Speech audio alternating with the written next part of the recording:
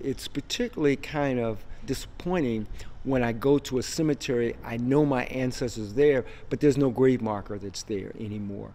In the early days, there were blacks buried in white cemeteries. However, in many situations, those burials were segregated, so they had a colored section within that cemetery.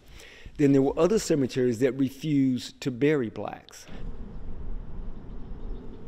The racist history of this country, not only in the South, but also in the North, that blacks have had to fight to get equal rights in every facet of life, including death.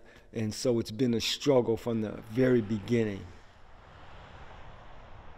It's funny when we talk about black cemeteries being valued as black history.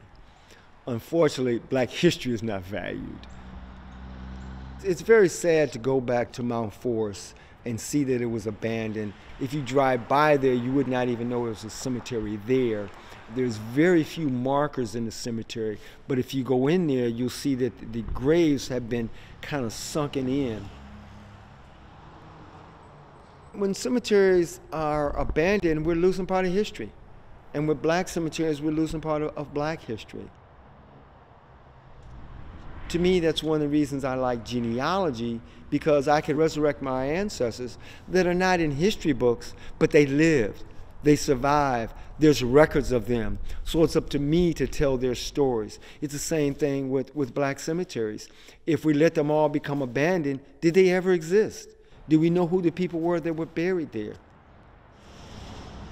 Looking at what our ancestors had to go through in order to start private cemeteries, and then lose that historical context of the struggles they went to get started, the struggles they went through to be maintained, and then how they came into disrepair. To see that whole cycle oftentimes is very, very sad. But that's why I try to take the time and not only research these cemeteries, but also write about them so people can learn their history and understand what our ancestors had to go through and what their ancestors had to go through.